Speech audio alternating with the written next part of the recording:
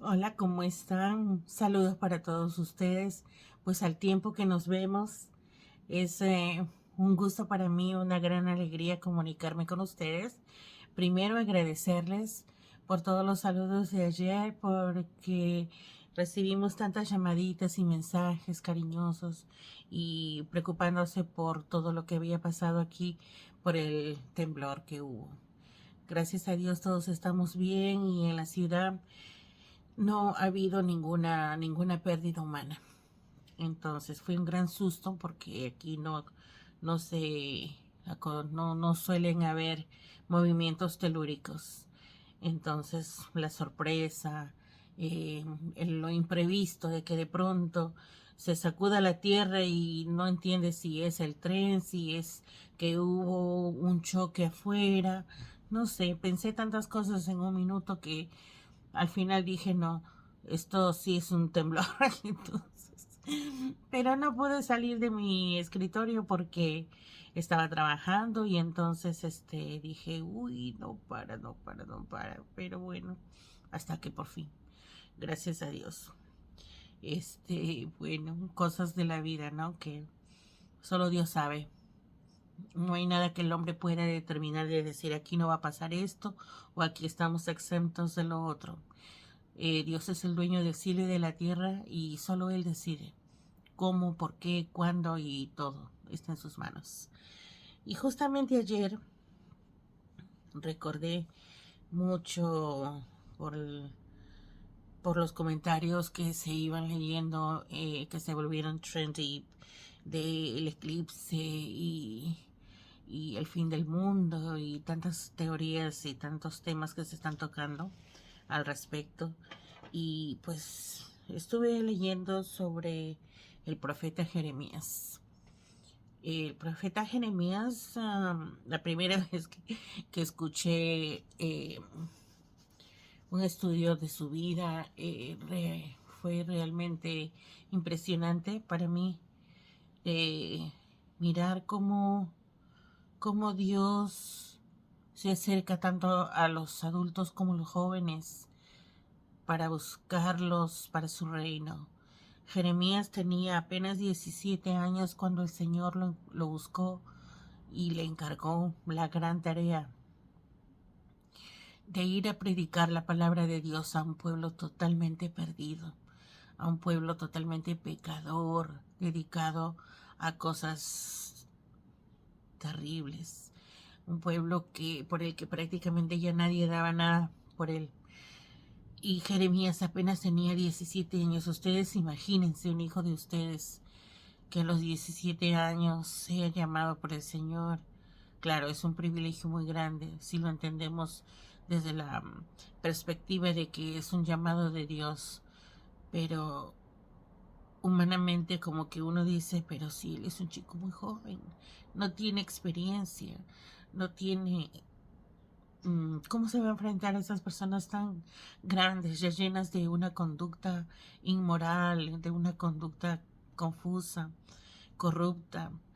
Eh, pero es que en los caminos del Señor, al que Dios llama, Dios lo equipa. Y el que va no va solo, va en el nombre del Señor, va respaldado por el Señor.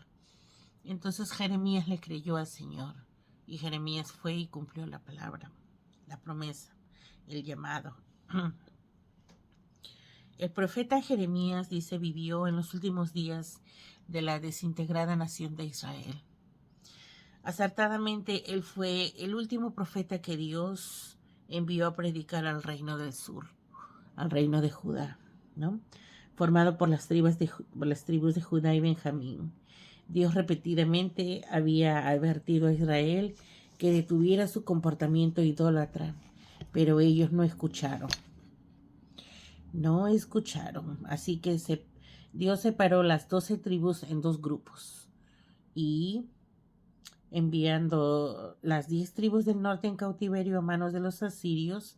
Luego Dios envió a Jeremías a Judá para darles la última advertencia antes de echarlos de la tierra. Y fue precisamente algo así lo que ayer pude percibir, ¿no? Que Dios nos está mandando advertencias, que Dios nos está mandando señales. Dios está desde el cielo mandándonos, tocándonos al hombro. Hello, te estoy buscando, estoy esperando que todavía tú le entregues al Señor. No he terminado con la obra, no puedo terminar con todo porque todavía me faltas tú, que te entregues a mí, que creas en mí, que levantes los ojos al cielo. Y entonces me imagino que esto que sucede ahora es lo mismo que sucedía en el tiempo de, de Jeremías, ¿no?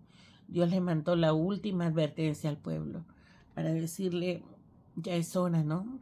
Es hora que entiendan, es hora que se arrepientan, porque si no, los voy a exterminar. Luego Dios envió, dice Jeremías, a Judá para darles la última advertencia antes de echarlos de la tierra, diezmando a la nación y enviándolos al cautiverio en el reino pagano de Babilonia. Jeremías, un hombre fiel y temeroso de Dios, fue llamado a decirle a Israel que por causa de no arrepentirse de su pecado, Dios se había apartado de ellos y ahora estaba preparado para expulsarlos de la tierra por parte de un rey pagano. No hay duda que Jeremías, quien solo tenía 17 años cuando Dios lo llamó, tenía una gran lucha interna por la suerte de su pueblo, y él les suplicó que escucharan. Él les suplicaba a la gente, es que ya Jeremías no solamente les hablaba de la palabra, les rogaba y les suplicaba que entiendan que no era una broma lo que les estaba hablando, que entiendan que la voluntad de Dios hay que cumplirla, no la voluntad de nosotros. Nosotros como seres humanos somos muy dados a verlo todo como no tenemos pecados, nosotros no fallamos, nosotros no ofendemos, nosotros no somos mal portados. No vemos ninguna falla en nosotros. Pero Dios, que conoce lo profundo de nuestro corazón y de nuestra vida, sabe hasta los pensamientos pecaminosos que a veces tenemos, sabe aquellos momentos en los que tenemos rabia por alguien, aquellas veces en las que tenemos una reacción en contra de alguien, cuando le respondemos mal a alguien, pero no nos han escuchado los demás y nos damos a ver como una persona correcta, como una persona equilibrada, como una persona de paz, cuando somos personas de guerra y quizás en el vecindario nos conocen como la persona que ¿cómo se dice? La persona que pelea más por las cosas, que discute más por todo, o la que se mete en la vida de todos, no sé, algo así. Entonces, a todo el mundo lo podemos engañar con una fachada, con una máscara de bondad, con una máscara de santidad. Pero a Dios nadie lo puede engañar.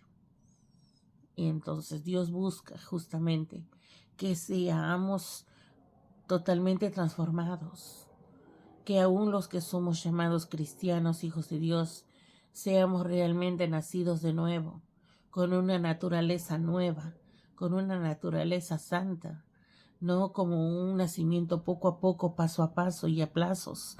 No, Dios no fue a la cruz por partes. Dios no fue al Calvario en cómodas cuotas. Dios fue de una sola vez y apaleado en todo el camino hasta que llegó al Calvario a ser crucificado y nadie le perdonó, ni lo esperó ni un minuto más y le dieron muerte. Pero nosotros siempre buscamos el tiempito extra. La misericordia de Dios nos alcanza. Todavía hay tiempo para seguir pecando y al final del tiempo, cuando ya me llegue la muerte, ese día le pido perdón a Dios.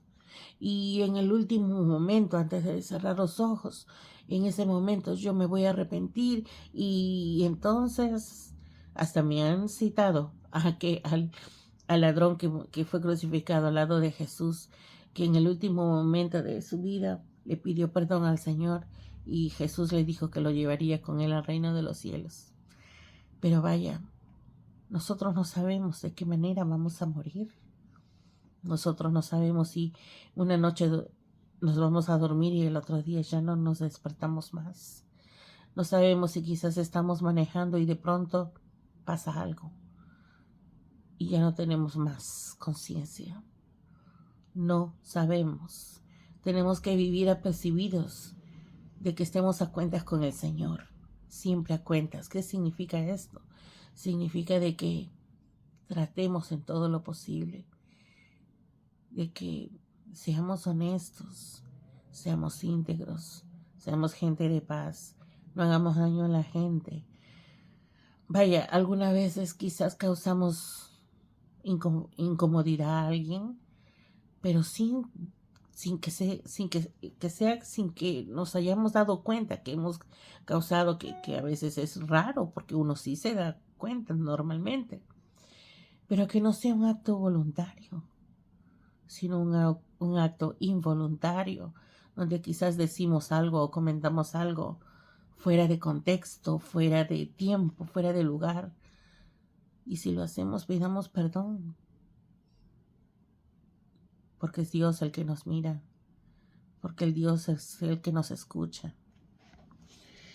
Obviamente en aquellos tiempos el pueblo de Israel se había endurecido por los efectos insensibles del pecado.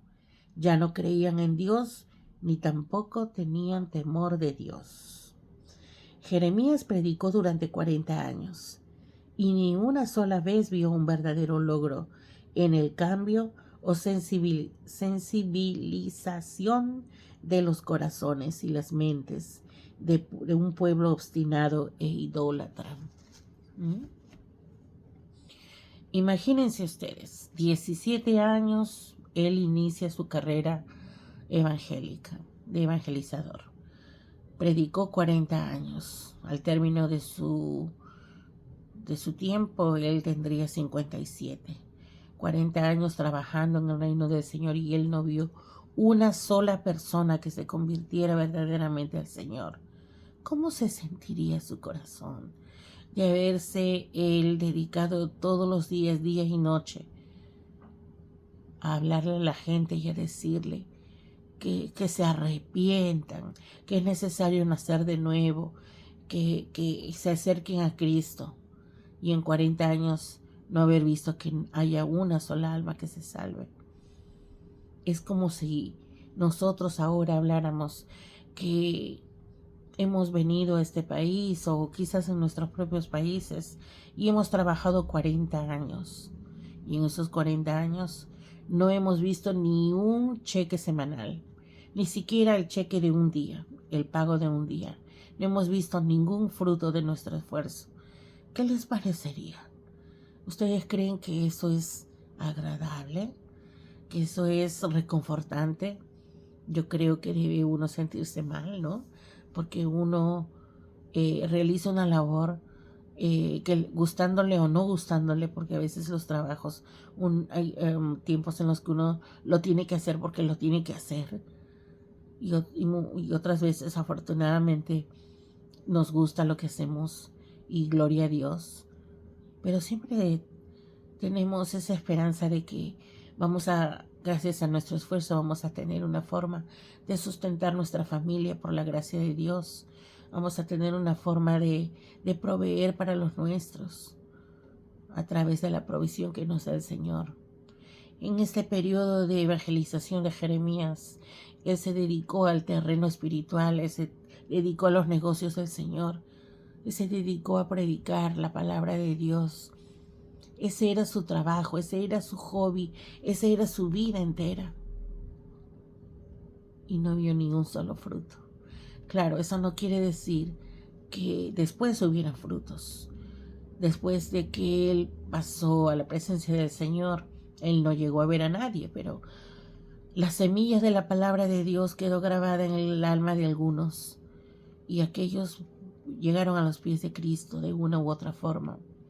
Llegaron algunos con cuerdas de amor y otros con cuerdas de dolor, porque muchas veces los humanos somos llamados a que tenemos que esperar una situación extrema, donde ya lo hemos perdido todo hasta el nombre, para recién levantar los ojos al cielo y, como dice el Salmo, alzaré mis ojos a los montes, ¿de dónde vendrá mi socorro?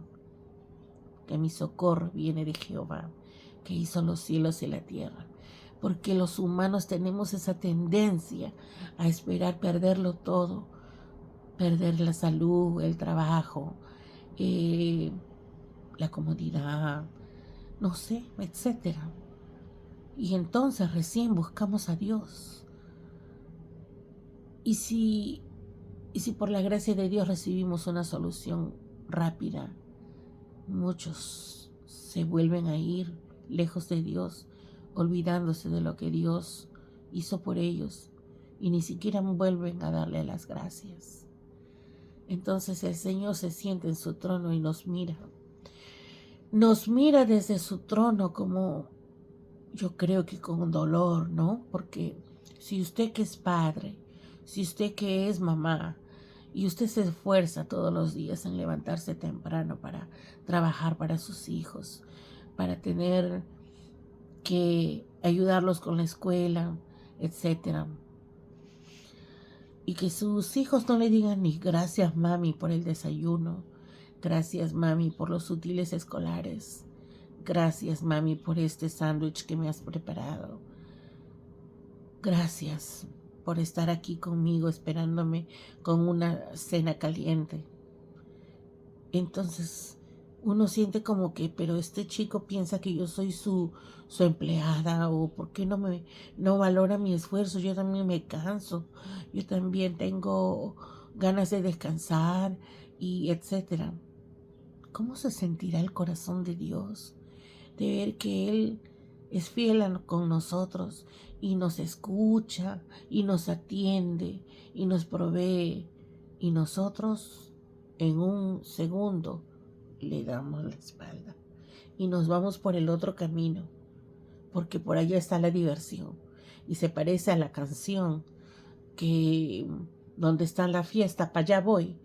Entonces, olvidándonos de nuestro Señor, olvidándonos que desde allá viene nuestro socorro, que si no fuera por el Señor no estaríamos donde estamos, ni seríamos lo que somos, porque Él fue el que nos hizo y no nosotros a nosotros mismos. Jeremías trató de hacer que el pueblo comprendiera que el problema de ellos era falta de fe, confianza y fe en Dios, junto con la falta de temor que hizo que lo menospreciaran. Es muy fácil dejarse llevar por una falsa sensación de seguridad, especialmente cuando el enfoque no está en Dios. La nación de Israel, al igual que muchas naciones hoy en día, había dejado de colocar a Dios en el primer lugar.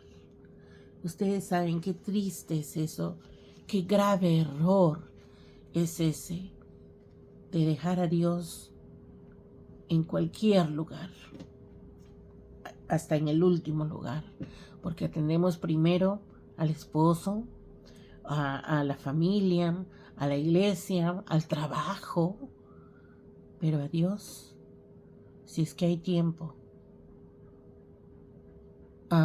si es que puedo, cuando no estoy cansada, no sé, con miles y un pretextos para nosotros decir que en la cúspide, en el triángulo, en la pirámide de nuestros amores, el de mayor jerarquía, el que está en lo más alto, el primer amor, es el amor a Dios. Recuerden que el Señor nos dejó bien claro, bien escrito en un mandamiento muy importante. Y Él dijo, y todos lo sabemos, amarás a Dios sobre todas las cosas. Fue claro que enseguida dijo que amarás a tu prójimo como a ti mismo. Pero lo primero es lo primero, amarás a Dios sobre todas las cosas. Pero ahí va otra vez la tendencia humana a poner aquí, bajarlo al Señor, poner al esposo, bajar al Señor o poner a los hijos, hasta bajar al esposo y ponerme yo, porque yo me amo, como dice aquel dicho, primero yo, segundo yo, tercero yo y siempre yo. En un afán de decir que estamos luchando por nuestra autoestima, rebajada por eventos de nuestra vida, pero no es así, no debería ser así. El primer lugar es siempre del Señor, y créanme que eso trae mucha bendición.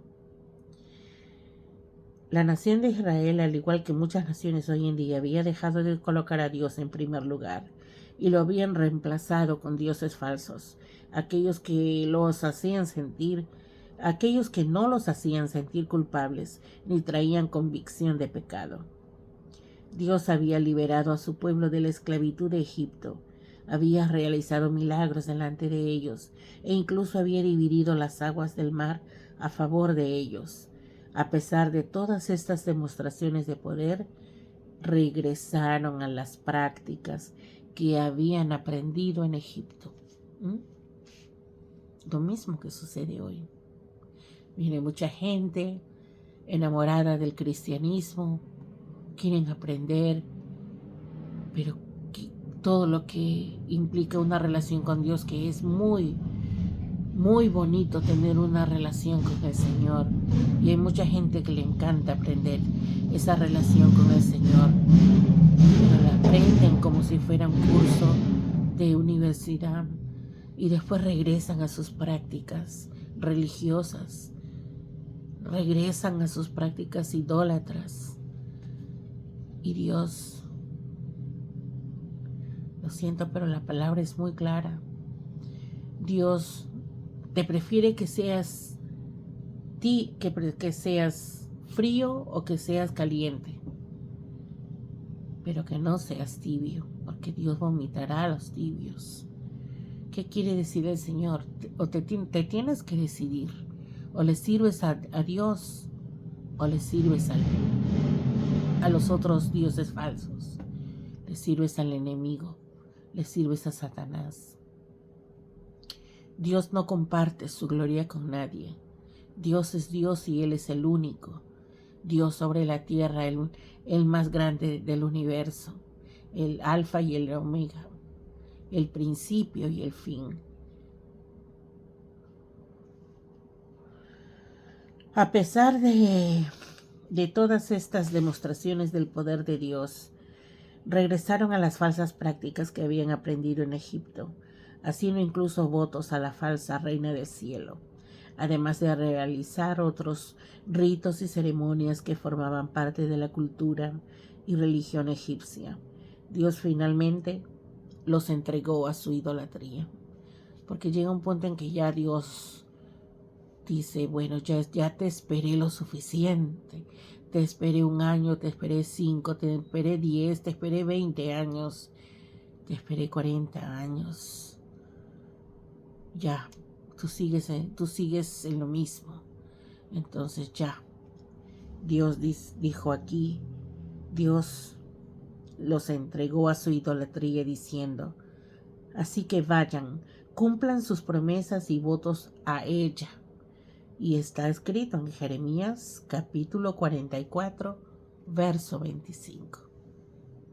Vamos a hacer una pausa y continuamos en breve.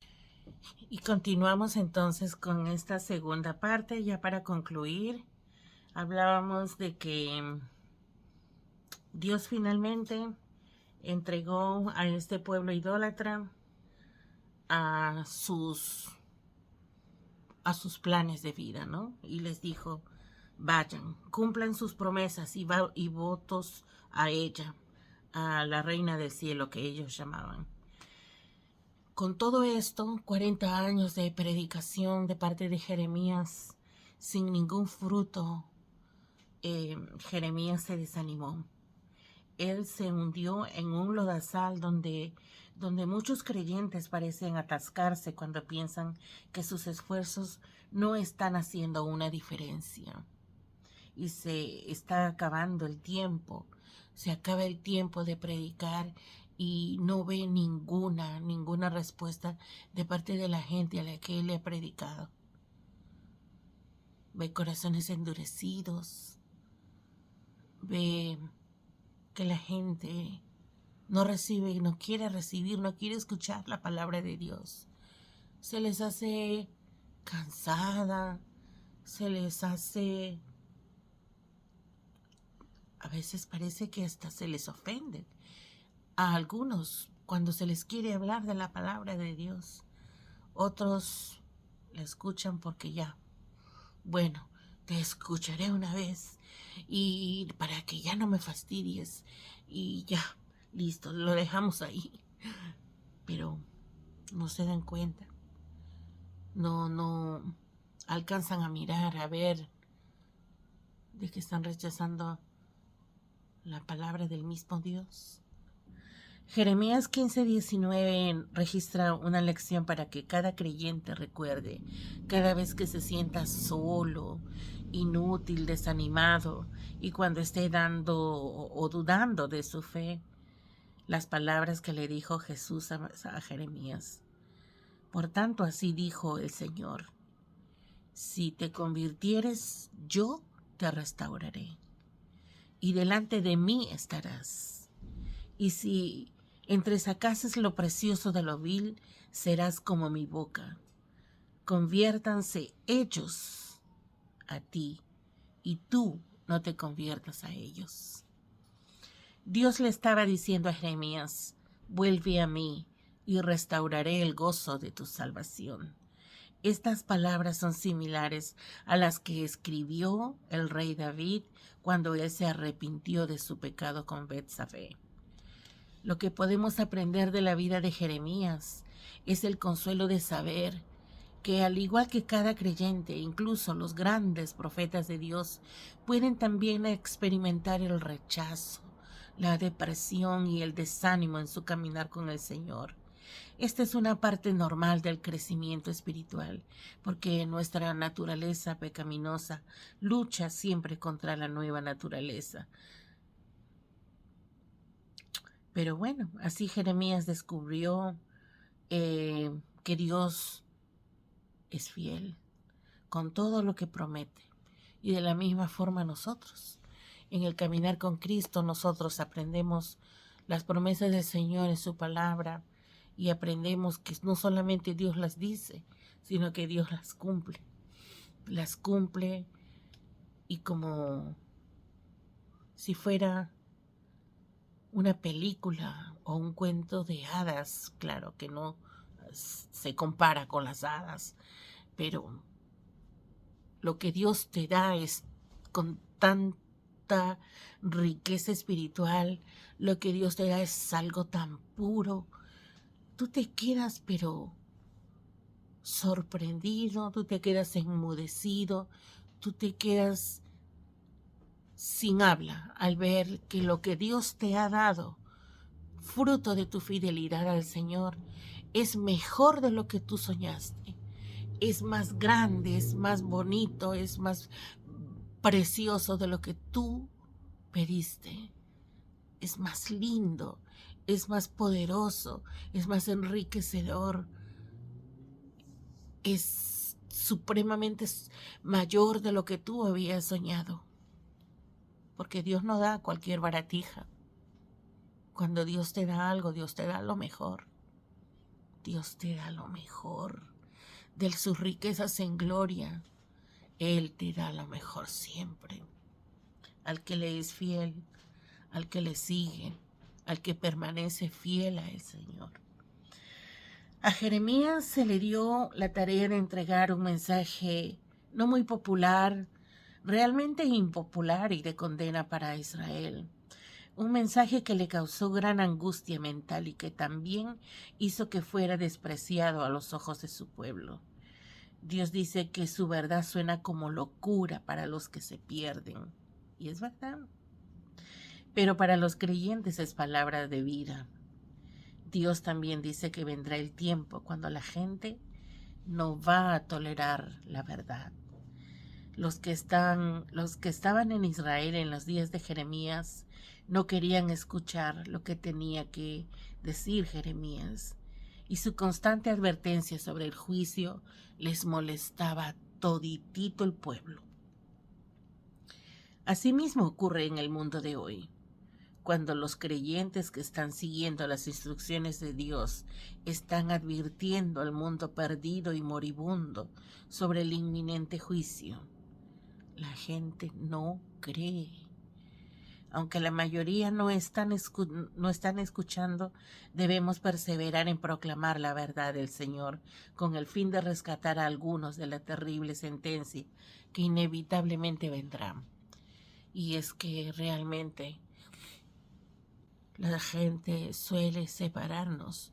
Digamos, en los términos actuales de Facebook, nos bloquean. Nos bloquean de Facebook, nos bloquean el teléfono. Posteriormente vamos a seguir avanzando a tocar un capítulo de Apocalipsis para compartir y quizás lo podamos hacer en un video en vivo para que podamos conversar un poquito más e interactuar con ustedes. Pero créanme que realmente uno no sabe el día ni la hora en que Jesucristo volverá otra vez por su iglesia. Puede ser en unos años, en unos meses, puede ser esta noche, no sabemos. Pero cuando el Señor regrese, nosotros sabemos a dónde vamos a ir.